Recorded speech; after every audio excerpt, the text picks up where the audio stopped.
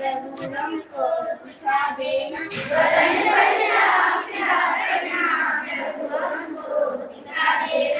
दया कर दान भक्ति का हमें परमात्मा देना। दया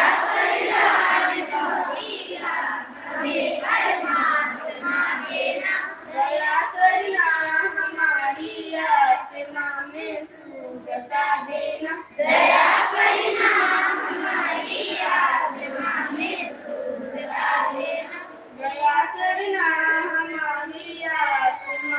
सुखता देना।